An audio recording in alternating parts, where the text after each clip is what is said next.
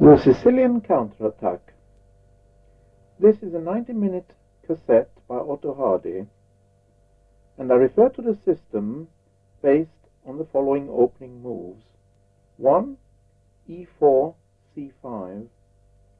2. Knight F3, E6. 3. D4, C takes D4. 4. Knight takes D4, Knight F6. 5. Knight C3, Bishop B4. Because of black's last move, the Sicilian counterattack also sometimes goes under the name of the pin variation, and this has in fact been known for a very long time. However, it was virtually abandoned after white's continuation 6e5, black knight d5, 7 queen g4 came into vogue, since it was considered that the pressure against g7 was too strong for black to resist. Black then experimented with such moves as 7g6 or 7 king f8, or bishop f8, or even g5, but without much success. And to ignore the attack altogether and surrender the g-pawn proved equally unsatisfactory. The last thing anybody at the time thought was that black actually could castle in reply to queen g4, since the apparently obvious reply, bishop h6 for white, would threaten mate, and to stop it, black would have to weaken himself with g6, then white would win the exchange by capturing on f8, after which there was nothing more to look at. So it was thought. Well, little did they know, in actual fact, as we shall see, there is plenty more to look at. Modern opening theory often consists of reassessing some of these old lines more carefully, which are supposed to be unsound.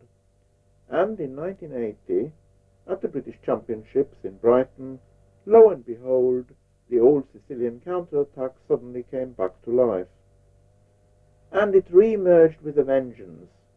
The person responsible for resurrecting it was none other than Mike Basman. And he did this by the very method that no one had expected. He actually allowed white to play the moves e5 and queen g4. He then castled, invited bishop h6 and bishop takes f8, allowing white the advantage of the exchange.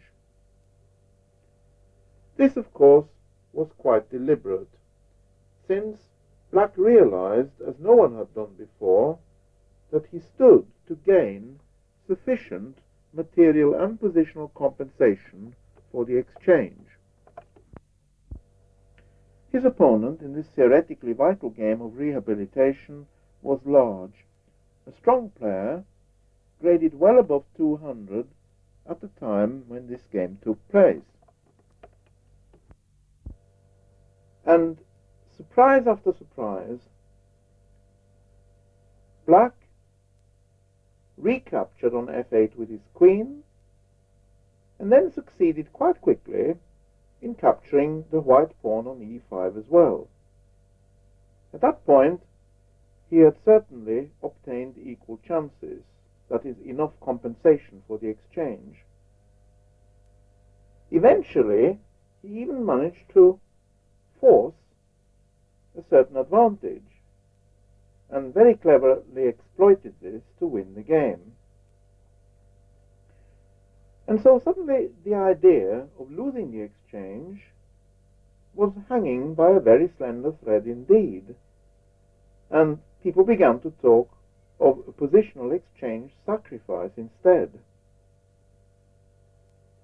And quite a number of enterprising players became quite interested in this new way of playing the Sicilian counterattack.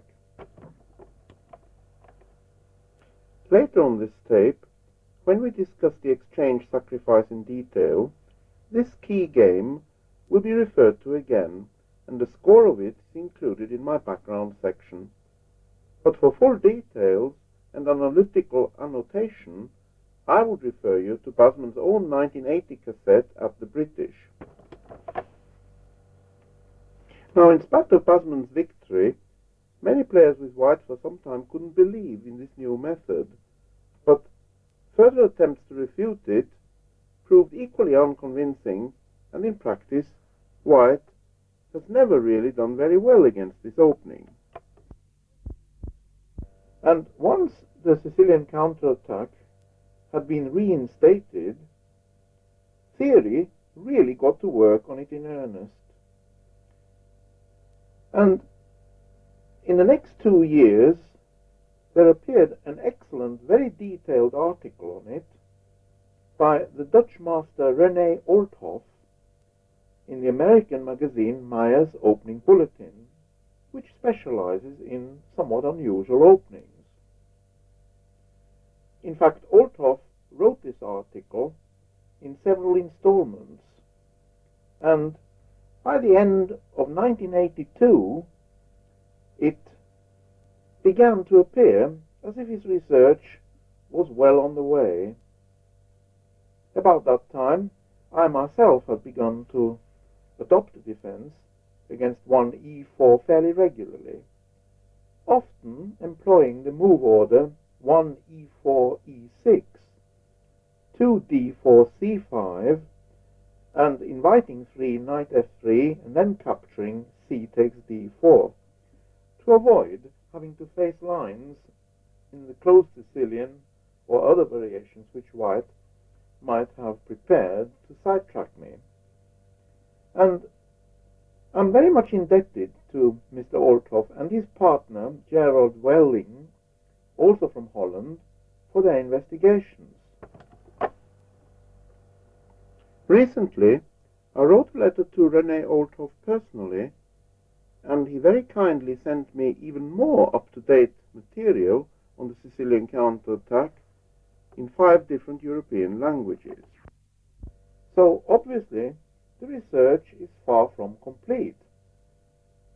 In acknowledging Olthoff's work, my own contribution on this cassette will be largely to arrange some of the available material in a suitable order, and also to make a few personal and critical comments on some of the conclusions that have so far been arrived at. And I think I can promise you some originality in this respect. So once again, please put the pieces back to their starting position, and we'll now classify the opening into 3 main categories. After the moves 1 e4 c5, 2 knight f3 e6, 3 d4 c takes d4, 4 knight takes d4 knight f6, 5 knight c3 bishop b4, we have diagram 1. Here, white may wish to avoid the main line altogether, and the most common way of doing so is the move 6 bishop d3, and we'll call the variations based on this category 1. Or he may play 6 e5, forcing knight d5, and follow this up with 7 bishop d2, or possibly 7 queen g4, black castles, and then 8 bishop d2 one move later. And this would be our category 2. And finally, after 7 queen g4, black castles, white has 8 bishop h6. And this will lead us into the all-important exchange sacrifice variation, and we'll call this category 3. There are, of course, a number of other deviations of greater or lesser importance, and these we will also refer to on tape or in the background notes. Right, so from diagram 1, let us start the ball rolling with our defense category 1, where white avoids the immediate e5. Before we add white's key move 6 bishop d3, you may briefly wish to switch off and consider some of the other possibilities. I think we can dismiss a move like 6 bishop e2 as too passive and 6 bishop d2 as too committal at this early stage. This leaves us with the rather unusual 6 bishop g5 and 6 queen f3, which shouldn't cause black any problems. Also, there's the move 6 knight b5. This is a very old move, quite well known in various positions of the Sicilian counterattack. And in my background notes, I've made a summary of some of these variations where white might avail himself of this move. In this variation, the knight on b5 performs a dual role, temporarily protecting its partner on c3, but reaching out to later occupy the square d6 if the circumstances are favorable, and hoping to force the exchange of the black king's bishop on that square. So the question is, how should black continue from here? He cannot play knight takes e4 on account of the strong reply queen d4. The natural move 6 d5 seems to suggest itself, but then the sharpest counter by white is e5, and as Schwarz points out in his German volume on the Sicilian defense, after the black retreat knight f6 to d7, white will retain some advantage with queen g4. For black, one possibility is the move knight c6, with transposition into an old parallel system with a counterpin against the white knight on c3. From diagram 1, add white 6 knight b5. There is also a possible suggestion for black to try the move a6, but I don't feel too convinced about this one either. After 7 knight d6 check, black king e7, white e5, black has to play knight e8. If instead he plays knight d5, this will be strongly answered with bishop g5 check, followed by queen h5 and a winning attack for white. So after black has played knight e8, white knight takes e8 and black rook takes e8, white has queen g4, black bishop takes c3 check, white b takes c3, and black king f8. With this move, black has completed his artificial castling, but then white has bishop a3 check, perhaps followed by bishop d6, with strong pressure by his bishop pair against the black position. Black may be able to hold out, but I don't think it's easy. I think after the move 6 knight b5, black should castle, and after 7 a3, bishop takes c3 check, 8 knight takes c3 d5, black has some lead in development in compensation for the white bishop pair. I should think the chances are probably about even. The game might continue 9, e takes d5, black knight takes d5, and if white then opens the e-file, this may in the long run prove to black's advantage. So now let's turn again to diagram 1 and add the move bishop d3 for white. Curiously, when I first began to take up the Sicilian counter-attack myself, this is the move I met about a dozen times before anyone thought of playing 6e5 against me. And against bishop d3, I recommend for black the move e5, which Messrs. Otto and Basman also seem to be in favor of. Now this means that black has moved the e-pawn twice in the opening. However, if we look at it more closely, any such tempo loss is offset by the fact that black immediately hits the knight in the center. And since with correct play he will be able to follow this up with d5, there is really no danger of any weaknesses by saddling himself with a backward pawn. Of course, we are familiar with this move, e5, in many other Sicilian variations too. And after black has played it, white has a choice of knight moves. The move knight b3 would give black easy equality.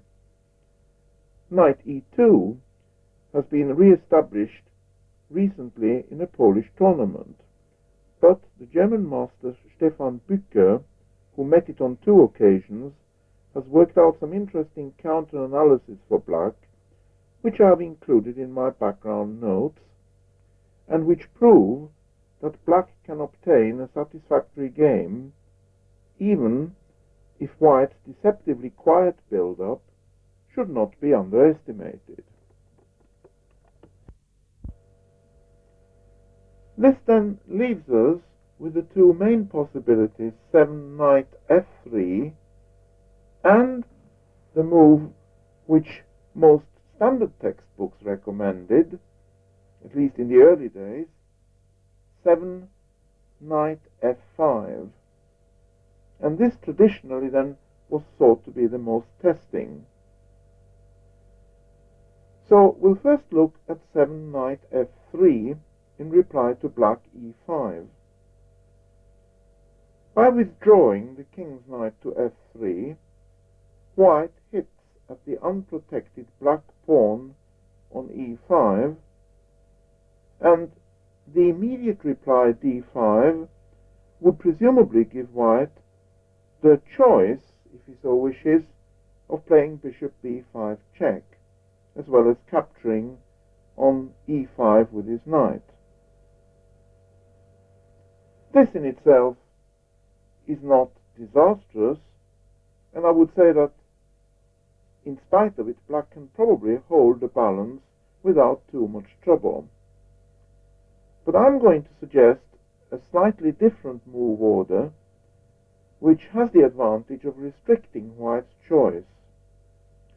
So in reply to 7 knight f3, I think black does best to castle. And we'll examine a couple of variations from here. With his king in safety, black is now simply threatening d5, with or without a preliminary exchange of minor pieces on c3. The white king's bishop, for the moment, is tied down in defense of his pawn on e4, and this helps black in carrying out his strategic plan. So practically whatever white plays next, black will reply with d5, and this will give him a good game. For instance, if 8 white knight takes e5, black d5, white e takes d5, this would for the moment leave white 2 pawns up.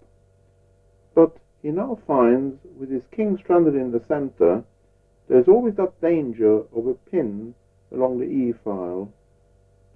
So black 9 rook e8, white 10 bishop f4, and black knight takes d5, regains one of the pawns. But here white hasn't really a great deal of choice. So he may try 11 queen h5 in a token attempt, at least, to keep up some sort of a pressure and an attack against the black king. But after black g6, white 12 queen h6, black knight takes f4, white 13 queen takes f4, black bishop takes c3 check, white b takes c3, and black queen e7, white loses a piece. So I think this underlines the point just made, and from diagram 1 add bishop d3 for white and e5 for black, knight f3 for white, castles for black. In an attempt to avoid all this, white may prefer to castle himself instead of playing knight takes e5 on move 8. And black would reply with bishop takes c3, white b takes c3, black d5. And now if white e takes d5, this would be an obvious mistake on account of the fork after black's reply e4. And instead of e takes d5, if white plays knight takes e5, black has d takes e4, white bishop c4, black queen e7 with good chances. From diagram 1, once again, add the move bishop d3 for white and e5 for black, knight f3 for white, and castles for black. And this time we'll look at the other idea for white, bishop g5. Black replies d5, and we'll give this diagram 2. From diagram 2, if white knight takes e5, black has d takes e4, and we get a very similar position to what we've just seen in the last variation. Again, from diagram 2, if white e takes d5, black e4, white bishop takes f6, black queen takes f6, white bishop takes e4, black queen e7. Now, after white queen e2, black plays rook e8. But if white now continues with bishop d3, black has queen d8, and this pin against the queen proves very awkward, for if white plays knight e5, black plays f6, or if white plays bishop e4, black plays f5. So, in reply to rook e8, white may have to continue with bishop takes h7 check, black king takes h7, white queen takes e7, and black rook takes e7 check. White now has 3 pawns for the piece, but after white king d2, black king g8, white rook he1, black king f8, I think the position for black is preferable. The interesting thing here is that he maintains his bishop pair. It would be wrong to swap off the bishop on b4 for the knight on c3, because that bishop may be needed in defense, so that if white exchanges rooks on e7, the bishop from b4 can recapture. And with the remaining white rook denied free scope, the long-term prospects must be better for black. So from diagram 2, white probably has no other choice than to exchange minor pieces at once. So white bishop takes f6, black queen takes f6, white castles is probably best, since, as we saw, e takes d5 turns out too risky. But once white has castled, this of course surrenders the initiative to black, and he will now continue with bishop takes c3, white b takes c3, and this of course shatters the white queenside pawns. Then black d takes e4, white bishop takes e4, and after black knight c6,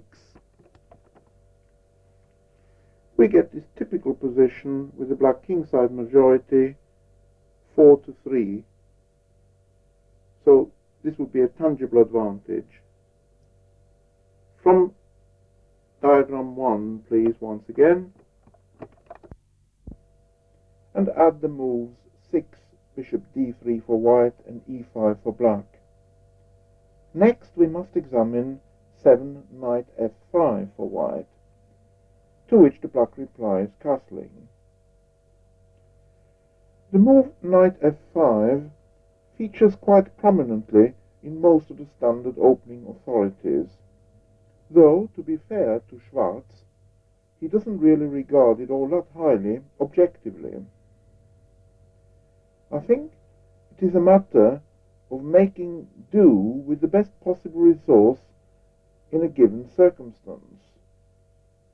Black's strategy again consists of forcing a quick break in the center with d5, and if this is successful, white may find both that knight and his light-squared bishop quickly under enemy crossfire, which could prove rather embarrassing.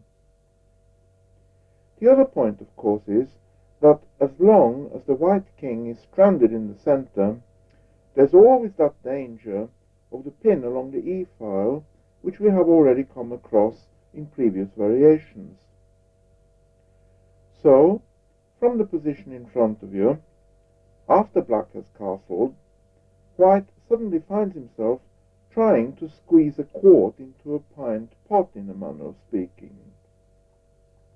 He has to tuck his king away into safety. He also wants to make sure that his knight is safe, either by protecting it with a move like queen f3, or withdrawing it to g3 or e3. And further, he wants to pin the opposing king's knight on f6. And if only he could play all these moves all at once, he would have achieved an ideal position. Meanwhile, of course, black isn't going to sit back passively and let white have all his own way. And from the position you have in front of you, after black has castled, we'll look at two examples to show how white can have quite a problem trying to defend both his minor pieces. The first is very straightforward, almost too obvious. If white castles on move 8, black bishop takes c3, white b takes c3, and black d5, this is the position of diagram 3. And now the move e takes d5 would be a blunder by white, since after e4, white's knight on f5 and bishop on d3 are both attacked, so white has to lose a piece. The second line, somewhat more complex, is still based on similar tactical thinking. So from diagram 1, add bishop d3 for white and e5 for black. 7, knight f5, black castles, and now 8, bishop g5. And again, black flicks in the thematic d5. 9, e takes d5, black bishop takes c3 check. 10, white b takes c3, and black e4. 11, white bishop takes e4, black rook e8, and 12, knight g3. Now, we saw something similar in the last variation. So, by now, you are probably prepared for the sort of play that is expected from black. So please switch off and find black's next move. It's got to be a surprise tactic in keeping with the position. And here, black cleverly exploits the central exposed white king position by breaking the pin by force, and in doing so he wins a piece. So 12, knight takes e4, that is in reply to knight g3. 13, white bishop takes d8, and black knight takes c3 check. 14, king d2, and black knight takes d1. 15, bishop a5, and black knight b2. And although white is left with just one or two more swindling attempts, after 16, rook h e1, black rook takes e1. 17, rook takes e1, black bishop d7, and 18, bishop c3. After the move knight c4 check, the issue is never in doubt.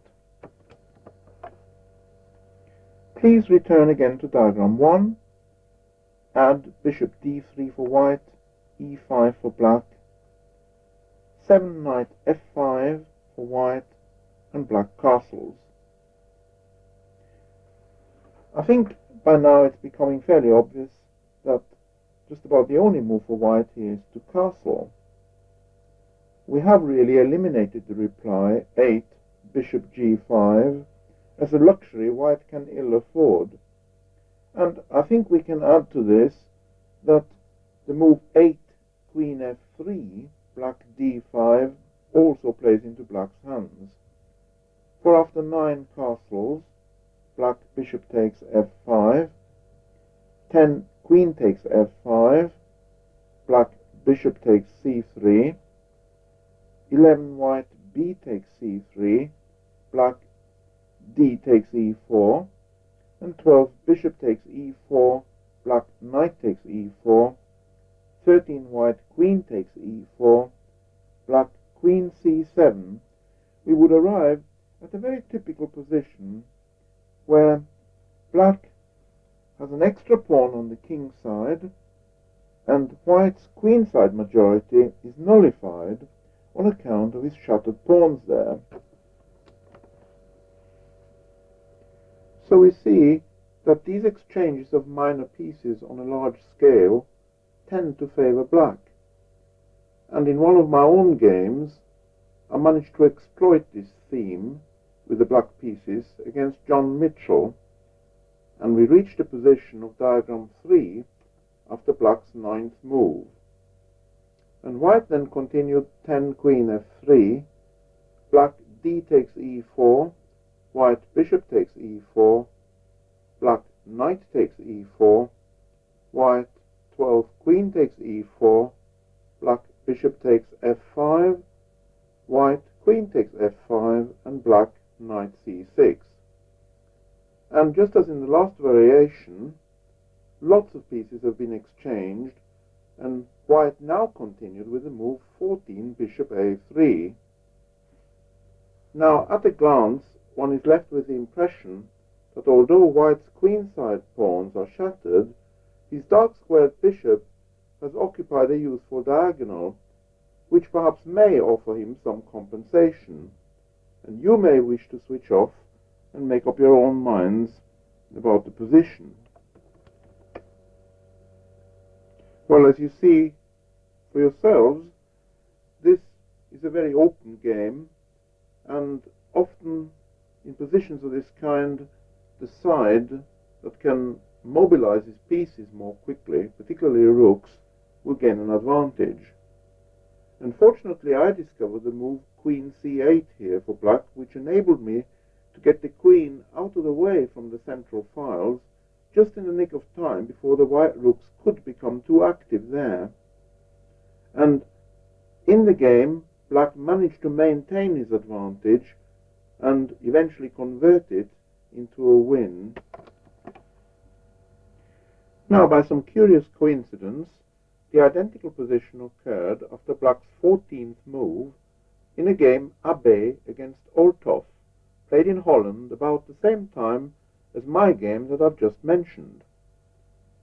Black reached a winning position which he unfortunately let slip away in time trouble, when he had to concede a draw by perpetual check, which hardly did him justice.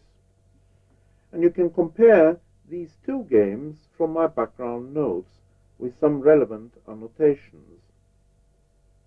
From diagram 3, instead of queen f3, white could also try 10 knight g3, and here black has a choice, which is generally an indication of a good position. He could reply d takes e4, but even better, I think, bishop e6, 11 bishop g5, black knight b to d7, white e takes d5, black bishop takes d5, white c4, black bishop e6, 14 knight e4, black h6, white bishop h4, black g5, 16 bishop g3, black knight takes e4, 17 bishop takes e4, and black f5.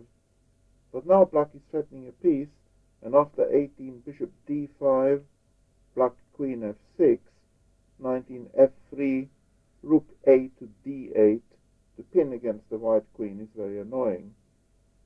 White may of course try and sidetrack this by capturing on f6 with a knight, and for full analysis, please refer to my background notes.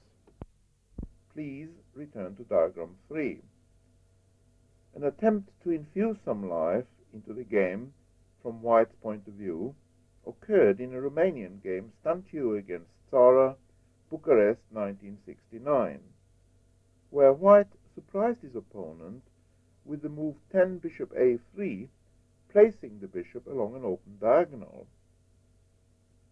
Black replied bishop takes f5, giving up the exchange. White, bishop takes f8, black, knight takes e4, 12 bishop a3, black, knight c6.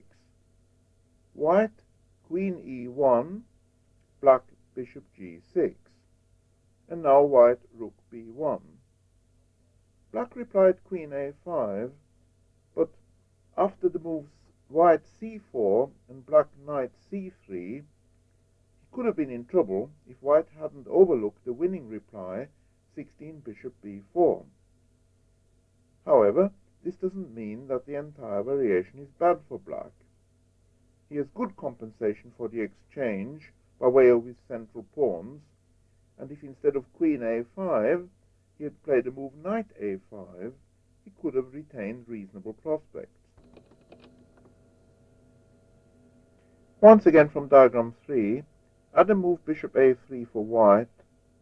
Black could alternatively reply d takes e4, and if 11 bishop takes f8, black queen takes f8, white cannot save both his minor pieces. Or, if 11 bishop e7, forking rook and queen with the bishop, black has either queen d7, or, more enterprising, he can continue with bishop takes f5, sacrificing his queen for 3 minor pieces.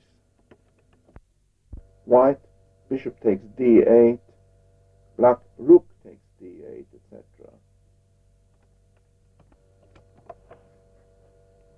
So probably the critical line after black has played d takes e4 for white is knight e7 check. Black, king h8. White, 12 knight takes c8. Against bishop c4, black could play queen c7. So in reply to knight takes c8, e takes d3, 13 bishop takes f8, queen takes f8, and 14 knight takes a7, and d takes c2. Here again white could play 14 c takes d3, but black then just replies queen takes c8. So after d takes c2, 15 queen takes c2, and black rook takes a7. Now I would probably say that this position is unclear, but then I tend to be rather scared playing with the two knights against the rook. I don't know why. Maybe at the back of my mind is the possibility that in the ending white might sacrifice so that I'm left with the two knights and can't mate with them. Anyway, some would argue here that technically, because black has the two pieces for the rook, he has the edge. At least this move bishop a3 then looks better than anything else that had been suggested in this variation before, even though black looks quite safe if he's four-armed. Quickly before we leave this section, please return just once more to diagram 1 and add the moves bishop d3 for white and e5 for black, 7 knight f5 for white, and castles for black. Since most of white's problems stem from black's quick freeing maneuver d5, white might at least look for a way of slowing black down, even if he can't prevent him altogether from carrying out his plan. And one possible way of doing so is the move 8, knight e3. I think against this idea, black simply plays d6, and if then white castles, black has bishop e6, white bishop d2, and now black bishop c5 with what seems a satisfactory position. Another possibility in reply to knight e3 would be for black to swap off on c3, bishop takes c3. As we have seen, the doubling and isolating of the white c-pawn is always tempting, since it may create a long-term weakness. And after 9b takes c3, black continues with d6. Now, Mike Basman's immediate reaction when he saw this was to point out a similarity to the O'Kelly variation, of which a tape may well follow this one. Anyway, white now after d6 continues 10 bishop a3, black queen c7, and if black can follow this up with knight b to d7 and knight c5, he should have a good position, since the pawn on d6 is no weaker than in many other variations of the Sicilian, and can be adequately covered. So you may wish to make up your own minds which of these two variations you prefer. On the remainder of this cassette, we have just time to go on to category 2. So from diagram 1, please add the moves 6e5 for white and knight d5 for black, and now 7 bishop d2. Against this, black captures on c3, either with his knight or bishop, but, as we shall see, neither is without its risks. Just because white has played his bishop to d2, this doesn't mean that he cannot later follow this up with queen g4 and bishop h6. So the possibility of black being forced into a delayed exchange sacrifice cannot be excluded. After black has played knight takes c3 in reply to bishop d2, white will continue with 8b takes c3, and it isn't altogether easy for black to decide where to retreat his bishop. Bishop a5 and bishop f8 have both been tried, but with the black bishop on a5, the black king looks dangerously exposed, and the full retreat to f8 creates more problems than it solves. The move bishop e7, in conjunction with castling, also is not without its risks, and if you play through a recent game quoted in my background notes between Wedberg with white and Pokoyovchik with black, Copenhagen 1984, you will see how dangerous the white attack can be. In recent months, Stefan Bücker has come up with the idea of retreating the bishop to e7 in reply to b takes c3, and then if white queen g4 not castles but g6, and I've given Bücker's very interesting ideas more detailed attention in my background notes, quoting from one of his own letters. Now after white bishop d2, the alternative to knight takes c3 for black is bishop takes c3, to which white again will reply b takes c3. But the theorists clamped down pretty heavily on that one too, as far as to suggest that without the bishop pair, black's chances would just about evaporate into thin air. And it's perfectly true that some of the conventional replies at first suggested didn't give black much cause for optimism. So perhaps it wasn't surprising in the circumstances that René Althoff at the time commented in Mayer's opening bulletin that the probable reason why the Sicilian counterattack hadn't yet found favor amongst some of the leading players of today was that move 7 bishop d2 for white, rather than the more direct threats after 7 queen g4, black castles 8 bishop h6. Now, unless black can conjure up something drastic, the pendulum may yet swing in white's direction. But let me prepare you, here and now, that in fact such a promising resource is available for black, and we'll examine this on the reverse side of the cassette in detail. Meanwhile, though, it won't do any harm to be aware of some of the problems which in the past proved too hard even for some of the strongest players to overcome. After 7 bishop d2, black bishop takes c3, white b takes c3 will give this position diagram 4. Now from diagram 4, wherever black has tried castling, this has almost invariably resulted in catastrophe, as you will see from the games Vogt against Ermenkopf and Geller against Zeitlin, which I have included, and there are many other examples as well. The other move suggested from diagram 4 is Rellstab's 8, queen c7. But this too is not without its snags. After black queen c7, white has a choice of good moves. He could play 9 queen h5 or 9 knight b5, and both of these have been tried with success. And in a German post-war game, I have included in the game section to my background notes, game 6b, Martius against Watthausen.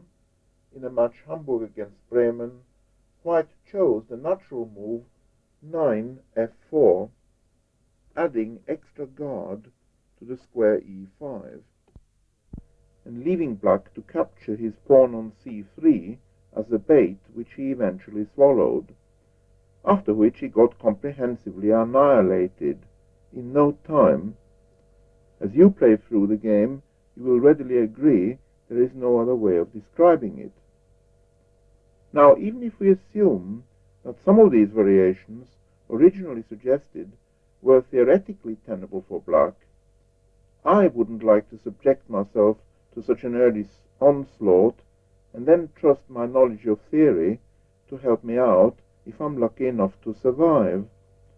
And I can't imagine many other players would either. On the reverse side of this cassette, we'll look at something much more promising for black. And with this in mind, please turn over. Please set up the pieces as in diagram 4. That is after black has captured with the bishop on c3 and white replied b takes c3. The rather extraordinary move for black, which we'll now look at, is 8 queen h4, and we'll examine a game Portisch against Bielek, Budapest 1955, where black successfully adopted this plan. The thinking behind black's strategy, in its simplest terms, is this. If the black queen first occupies the king side, it stops the white queen from getting there.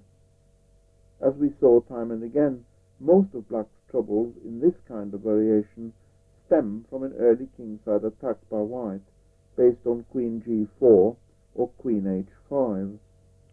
If white now continues with bishop e2 or knight f3, this would block the white queen's exit route to these squares. If under pressure, the black queen can always withdraw to a safe square, probably e7. In fact, against 9 knight f3, black also has the option of queen e4 check, and if white bishop e2, black knight f4. So after this move queen h4 by black, in the actual game, white continued with knight b5. With hindsight, this was later criticized in the Hungarian tournament bulletin, and the move bishop d3 suggested instead, so as to enable white to castle quickly. If in reply to bishop d3 black castles, white continues with knight f3. Black replies queen e7 or queen g4. This would be unsound because of 11 bishop takes h7 check. So black presumably would play the move queen h5, but now white can continue g4, black queen h3, and 12 knight g5 with a strong attack. However, against this move 9 bishop d3, black does not castle. He could try knight c6, as played by Otto in some speed games, or even knight f4. And after knight f4, if white 10 bishop e4, black knight g6, or 10 castles, knight takes d3 check, black will be able to get rid of the white light squared bishop. Apart from the move 9 bishop d3, there's also 9 queen f3, but this suggestion is dealt with in the analytical section. Black's simplest plan probably is to castle and follow this up with f6 with a satisfactory position.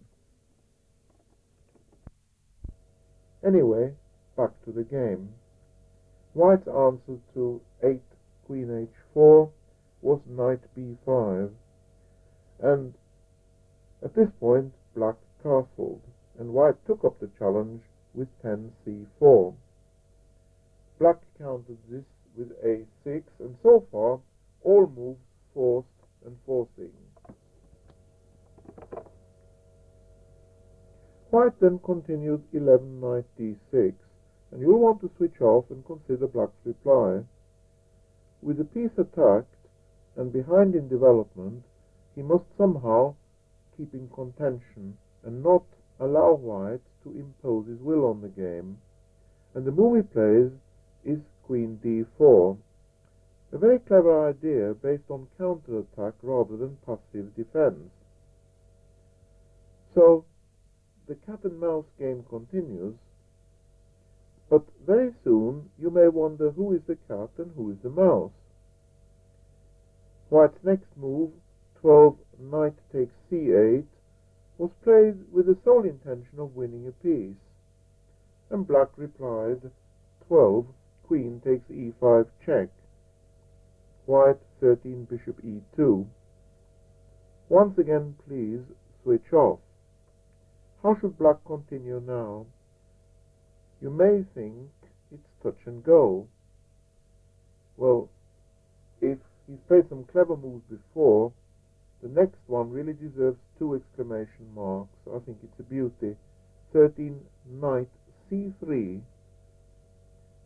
Now, it's interesting how the queen, supported just by one single minor piece, is being quite a nuisance to white, creating a lot of trouble.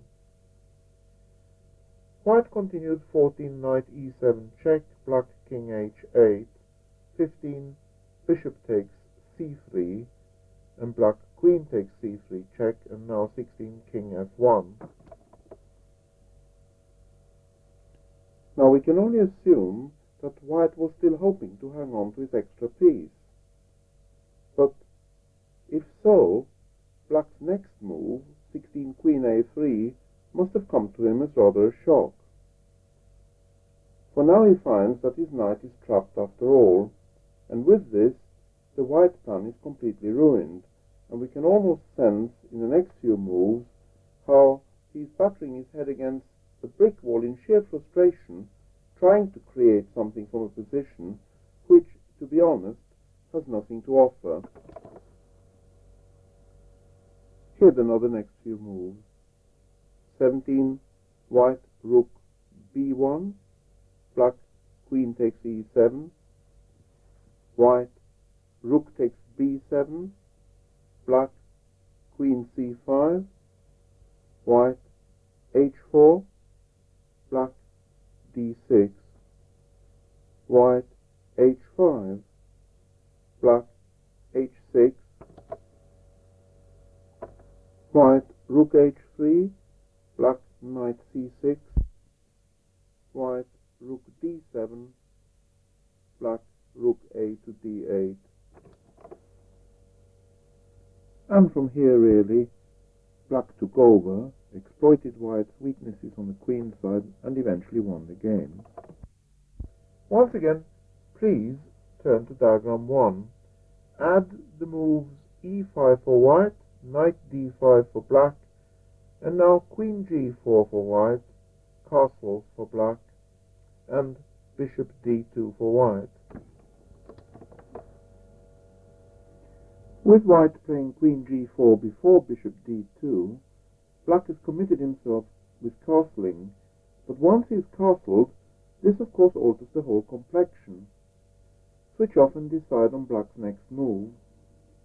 The move f5 has been tried once in a game, but didn't turn out well for black. A good idea seems Bicker's suggestion d6, and once again you will find his own original commentary reproduced in my notes. Since this move d6 immediately challenges the white center, it seems logical, and I think the same applies to the move that I'm going to recommend for black, f6. So please add this move f6 in reply to white's bishop d2, and we'll give this diagram 5. Now if white continues with bishop h6, this will be rather pointless, since black can defend against the white mate threats along the second rank. Secondly, if white now tries knight takes d5, black bishop takes d2 check, white king takes d2, black has f takes e5, regaining his piece one move later with advantage. Thirdly, white e takes f6 is strongly answered with black queen takes f6. So from diagram 5, white is left with a choice of 9 f4 or 9 knight f3, neither move particularly attractive. And we'll look at 9 f4 first. Black would reply knight c6. White is then more or less forced to play 10 knight f3. And here I think black can gain a good position in a variety of ways. The simplest may be d6, reinforcing the pressure against the white center. But white also must reckon with the possibility of black immediately exchanging his f-pawn for the white e-pawn on e5 to open the f-file for himself, and then continue with knight takes c3 to wreck white's queenside pawns and discourage white from castling on that wing. After this, he will post his bishop on c5, occupying the important diagonal that would prevent white from castling on the king's side as well. And in order to prevent this, white may well choose the following variation, which may occur in practice after 10 knight f3. So let's assume black does not play d6, but f takes e5, white knight takes d5 to prevent the doubling of his pawns on the c file that we've just mentioned. Black bishop takes d2 check, white knight takes d2, black e takes d5, 13 white f takes e5, and now black has that move d6, attacking the white queen, and if white 14 e6, then black queen f6, white castles queenside. That seems just about forced. But now black has bishop takes e6 with a commanding position. Once again, please return to diagram 5. By process of elimination, we are left with 9 knight f3, black f takes e5, and 10 white knight takes e5. Black queen f6, white 11 knight d3, probably the best way of defending f2. But black now has bishop takes c3, and after white b takes c3, black knight c6 will threaten both knight takes c3 and knight e5. Once again, please, back to diagram 5. And after white knight f3, black f takes e5. If now white 10 knight takes d5, to avoid the doubling of pawns, black has bishop takes d2, check, white knight takes d2, black e takes d5. And again, black has a clear advantage with a sound extra pawn and a powerful center. We can safely conclude then that black does very well in these lines, and this brings us to our category 3. From diagram 1, add 6 e5 for white, knight d5 for black, white queen g4, black castles, white bishop h6, and black g6. Now, here, white has a choice whether or not to capture on f8 and win the exchange. I think most players would opt for bishop takes f8, so we'll look at this first and give it diagram 6. From diagram 6, black, in turn, is left with a choice which way to recapture. He may do so with either his king or his queen, but should really be prepared for both, since in certain transpositions his queen may already be on a5 when white decides to capture on f8. Now, since black's basic strategy in the Sicilian counterattack is bound to be the same in each case, that is, adding pressure against the points e5 and c3, some of the games are bound to have certain similarities whichever way he chooses. Nevertheless, there are some important differences too, and I think black should be aware of them. So, let's briefly discuss some of the points we need to note.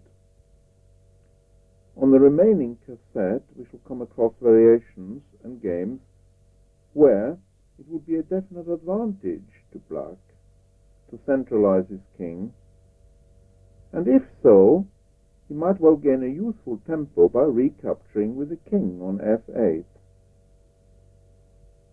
This in particular applies if queens are exchanged at an early stage. On the other hand, of course, it could leave black vulnerable along the h-file, and in particular his pawn on h7, if queens are kept on the board and white decides to attack along that file. Apart from this, there are other points too that should be noted. From diagram 6 and black king takes f8, let's assume for a moment that white castles on the queen side straight away. If now black continues with knight takes c3, this would be wrong, since white has then knight takes e6 check, with the fork against the black queen. Black would have to reply f takes e6, but then the white queen picks up the black bishop on b4 with check, and also the knight on c3 on the next move. Now, if white had tried the same variation with the black king on g8, then his last move, queen takes b4, would not have been check, and black could have replied knight takes a2 check with a fork against the white queen. So from diagram 6, with the black king on f8 after white castles queen side, black should reply with bishop takes c3, and if white b takes c3, black has queen a5 with a good game. In fact, this very useful move, queen a5 for black, turns out to be the key move in practically every variation where black recaptures on f8 with his king. With a queen on f8, of course, this would not be possible. From diagram 6, again add black king takes f8, and if white bishop e2, preparing castling on the king side, again it would be wrong for black to reply knight takes c3 for exactly the same reason. So after bishop e2, black plays queen a5, and if now white castles king side, black knight takes c3, white b takes c3, black bishop takes c3, white rook d1 or knight b3, black queen takes e5, and we see now that black has two sound pawns for the exchange, and this gives him excellent counterplay. With his chain of pawns, black will gradually be able to take command in the center. Now, please once more turn to diagram 6, which is the position after white bishop takes f8. We are now ready to examine in more detail the two replies for black that I just referred to.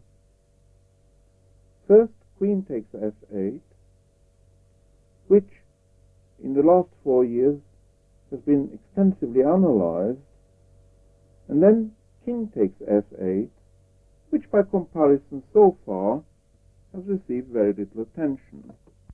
After queen takes f8, white can continue with bishop d3, but this is risky since it leaves c3 insufficiently guarded, and in my background notes I've given a couple of illustrations to show that with correct play black will gain the advantage.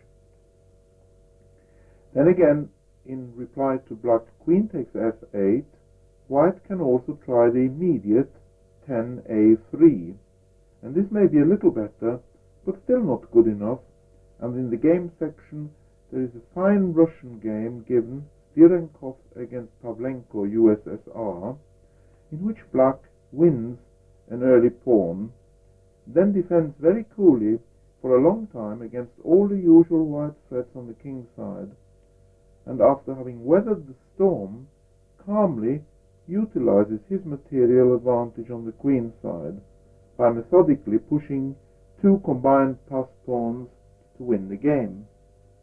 In the end, in fact, white is quite helpless, and I recommend this game to my listeners for close study as a most impressive example of modern defensive technique combined with counterattack. After black has recaptured on f8 with the queen, the accepted reply for white is 10 queen g3, to which black normally replied with queen c5. We'll give this diagram 7. Now, this move queen c5 is by no means the only reply, but it seems logical in the context of what the position requires, since there is no other way of putting immediate maximum pressure on c3, and I wouldn't personally feel too optimistic about the position for black if I felt unable to play this move. From diagram 7, for some time after the modern Sicilian counterattack had been put back on the map, white continued with 11 knight e2, to which black replied knight c6, and here you'll want to switch off and examine the various possibilities. The majority of early games continued with 12 castles for white, and we'll examine this later and weigh up some of its consequences. The reply 12f4, on the other hand, would not be so good, since black then has the strong reply knight e3 with advantage, as in the game Ristik against Rajkovic, Smederevska Palenko 1981, which as you will see from the game section, black won very competently. Also from diagram 7, white might try the move 11a3 at once. But after black queen takes d4, white a takes b4, black has the move queen takes b4, which seems an important improvement on 12 knight takes b4, to which white could reply rook c1 followed by f4. So after black 12 queen takes b4, white is back in a pin, and if then 13 rook b1, black knight c6, and black has good chances with pressure against e5. Once more, please turn to diagram 7. In a game between Pickett with white and LeBlanc black, Lewisham 1982, white claimed he had found a near refutation of the Sicilian counterattack based on his play, and prefaced with the move 11 knight b3. After black's reply knight takes c3, white knight takes c5, black knight e4 check, white c3, and black knight takes g3. White could have played either h takes g3 or knight takes e6, but in either case black would have had some advantage. So instead, white chose the move c takes b4, and after black knight takes h1, the game continued with the interesting move b5. Here I think black has to take some care, and I'd like you to switch off and decide on his next move.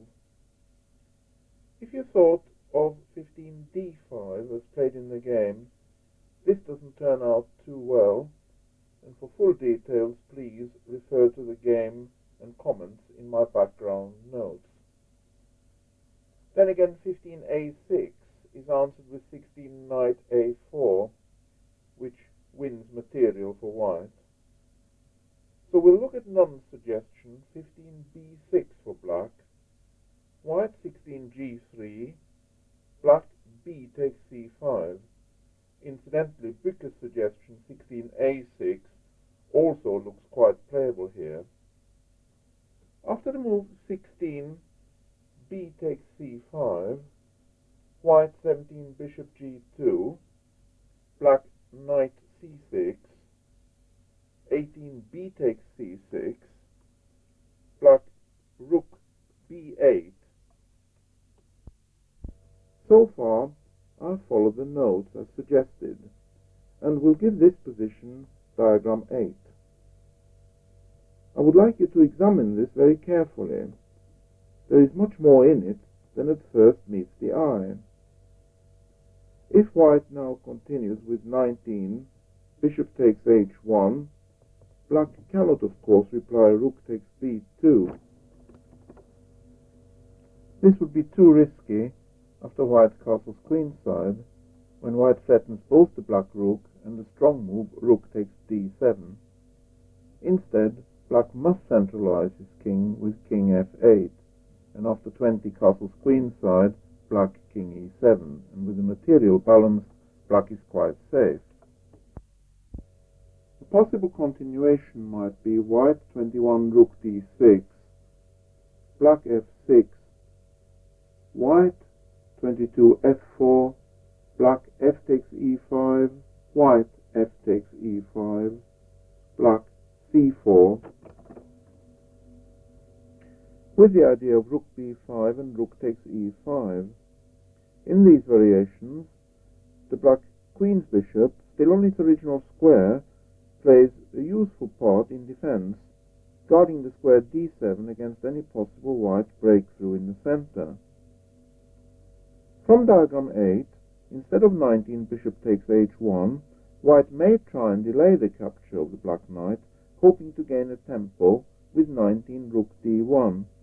Black rook takes b2, white c takes d7, black bishop takes d7, white rook takes d7, black rook b1 check, white king e2, black rook b2 check, and this would liberate the knight on h1.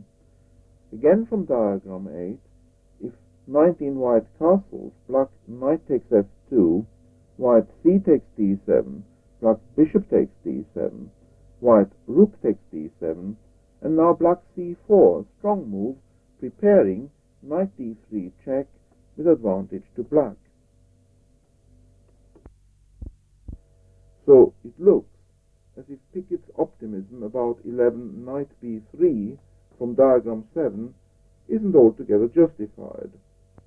Once again, turn to diagram 7, and we'll now look at the standard variation after white has played 11 knight e2, black knight c6, white 12 castles, black knight takes c3, white knight takes c3, and black queen takes e5.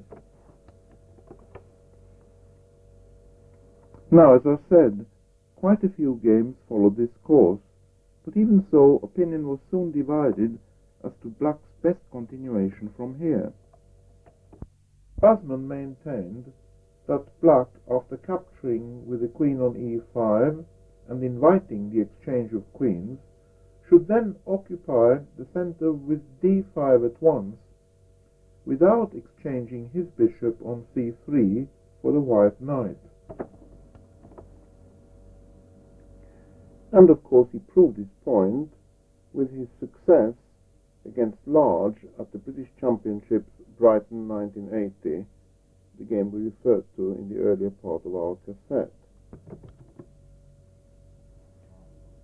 A similar plan was adopted by the Czech Grandmaster Proshetka with the black pieces in a game against Eslon, Ketchemet 1983, which ended in a very comfortable draw for black. I've included this game too in my game section, and you'll want to study it. In fact, the great number of recent games played by Proshetka with the modern Sicilian counterattack have played an important part in the revival of this opening, and it's only fair to acknowledge his contributions on this cassette as one of the pioneers alongside with René Olthoff, Gerard Welling, and Mike Basman. Going back to diagram 7, add knight e2 for white, knight c6 for black, castles for white, knight takes c3 for black, and knight takes c3 for white, queen takes e5 for black. And critics soon began to argue here that white should avoid the exchange of queens with the move 14f4. And this idea got some practical support in a game Batakov-Balendo 1981, where black continued with 14 queen a5, white 15 h4, and after bishop f8 by black, that doesn't seem a very good move, and he soon got into trouble. Instead, a sensible reply to f4, it seems to us, would have been Basman's suggestion queen g7, a flexible move when black's defense looks more solid. The other school of thought insisted that black should first capture on c3 to weaken white's pawns on the queen side, allow the exchange of queens on that square, and then capture on e5 with a knight.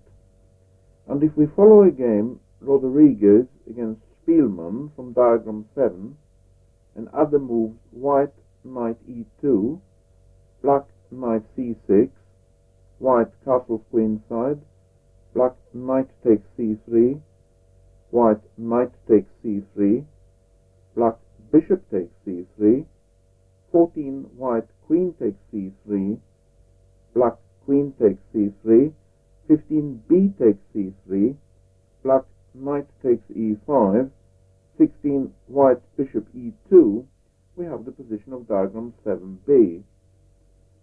The notes on this position in my background prove that it was more important for black to hang on to his dark squared bishop than to weaken white's pawns, since the absence of a dark squared bishop creates serious pawn weaknesses for black, who has most of his pawns on light squares.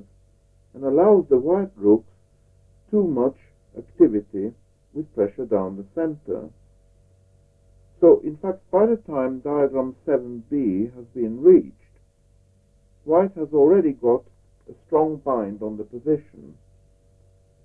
Now, from diagram 7b, after black's reply 16 king f8, Rodriguez tackled this somewhat differently, but with no less effect.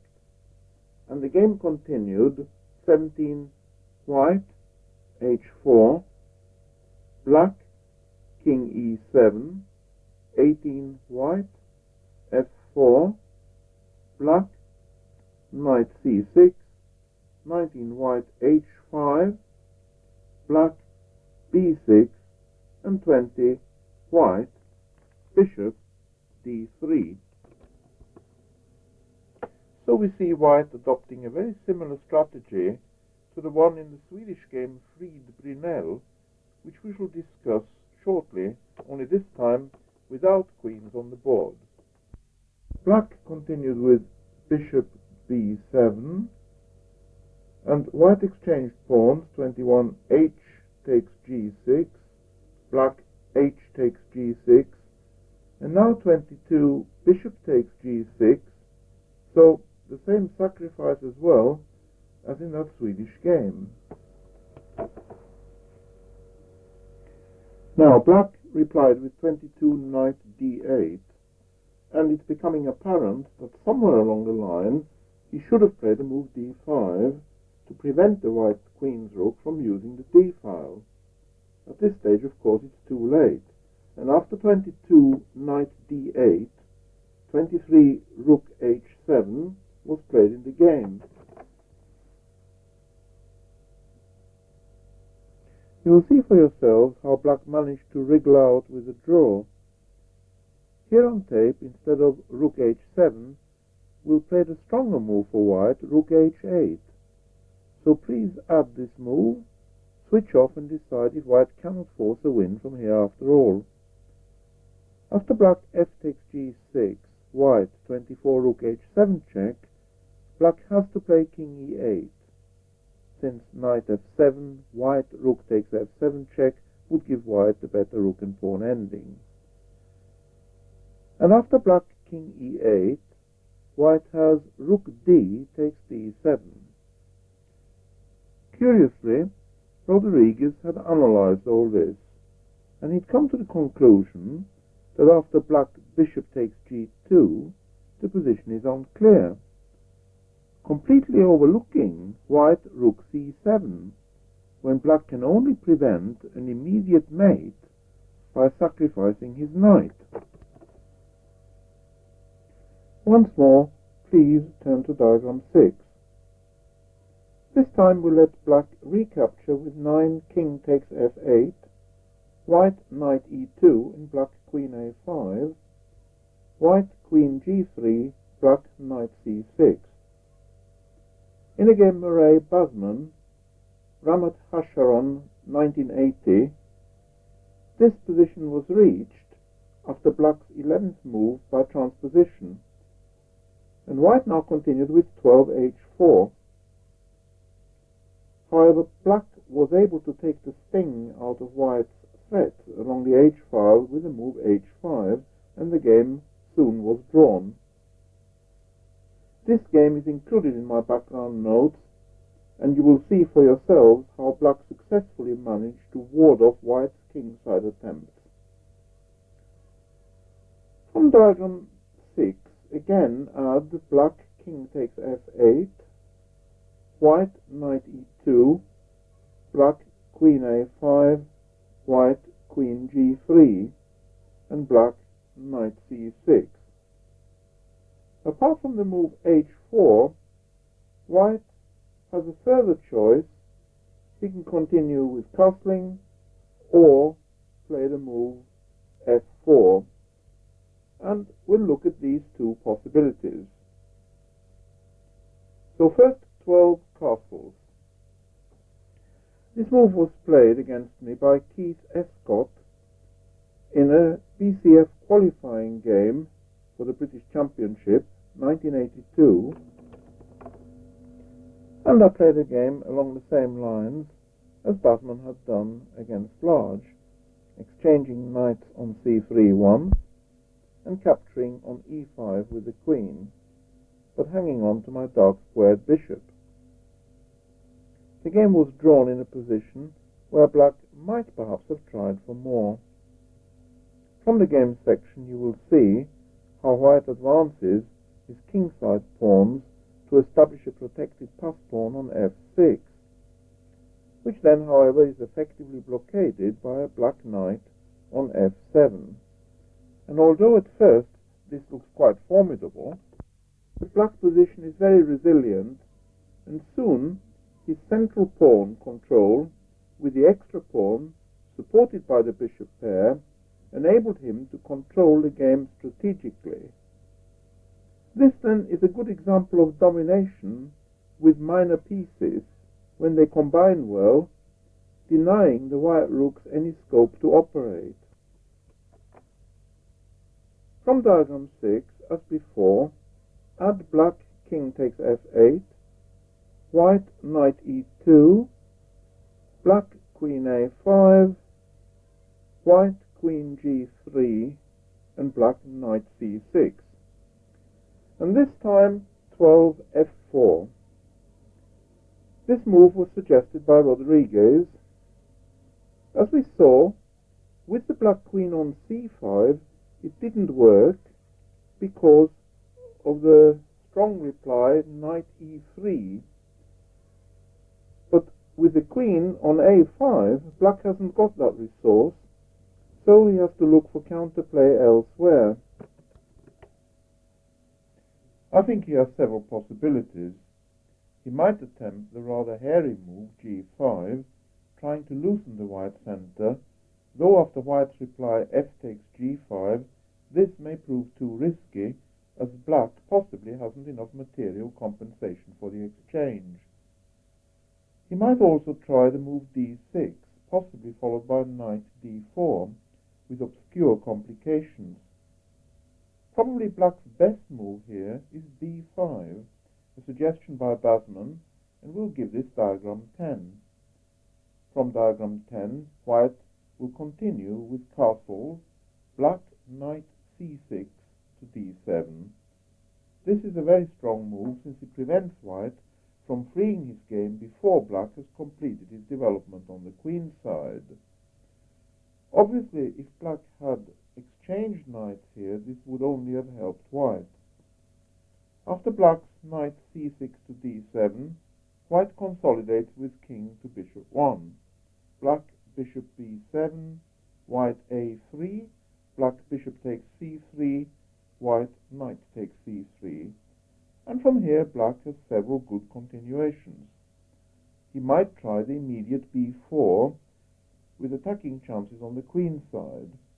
Or he might try knight f5, first attacking the white queen and then follow this up with one knight on e3.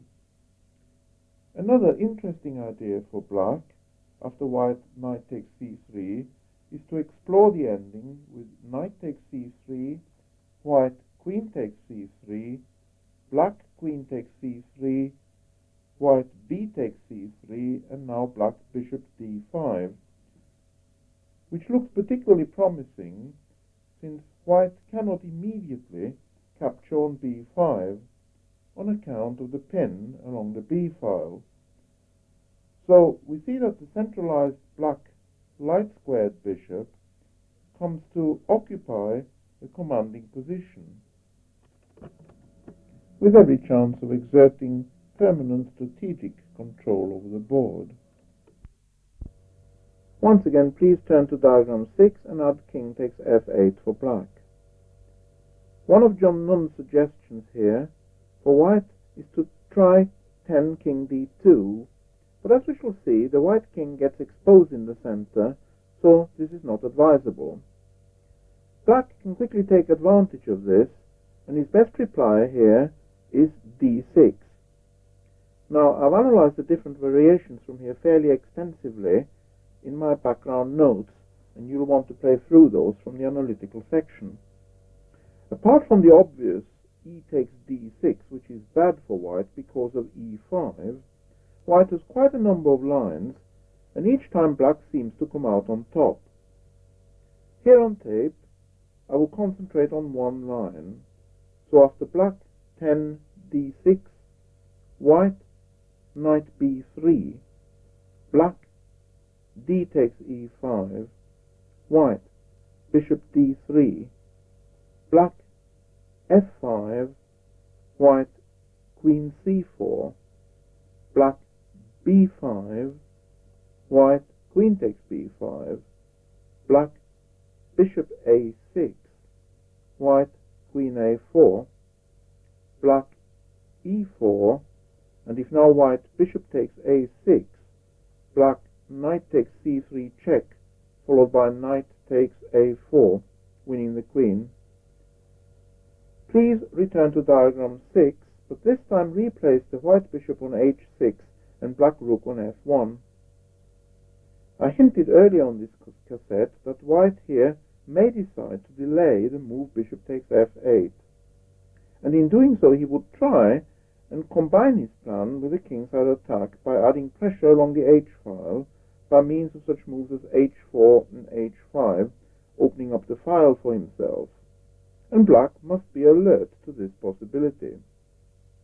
For instance, from the position in front of you, a possible way of playing this for white might be the move 9 knight e2, black queen a5, 10 queen g3, black knight c6, and then 11 h4 directly. Unlike in the game Murray-Basman, black is not able to counter this with h5, since this square is now blocked with the white bishop on h6. So he must react sharply, and the move he will choose is knight d to e7. We'll give this diagram 9. Please switch off and think out the implications of black's last move. Basically, the reason is to disrupt the white plan with the threat of the knight fork on f5 against the white bishop and queen, so as to force white to commit himself. It's also important for black to keep his other knight on c6, so as not to release the pressure against the white pawn on e5. So for a moment, let's assume that white ignores all the warning signs, still delays with capturing the exchange on f8, and allows black the fork on f5. How then is he likely to continue? From diagram 9, we can dismiss the move 12 rook h3, since after knight f5 for black, white queen f4, black knight takes h6, white queen takes h6, black queen takes e5, would leave black a sound pawn up. From diagram 9, even worse for white is the move 12 f4, since again after black knight f5, white queen g5, black bishop e7, white at least stands to lose a piece. He could try, from diagram 9, the move h5, black knight f5, white queen f4, black knight takes h6, white queen takes h6, black queen takes e5, white h takes g6, black bishop takes c3 check, white b takes c3, and now black queen g7, white g takes h7 check, and black king h8, with quite a good position since his king is quite safely hiding behind the enemy pawn on h7. So it doesn't seem as if white has anything better from diagram 9 than the capture of the exchange after all.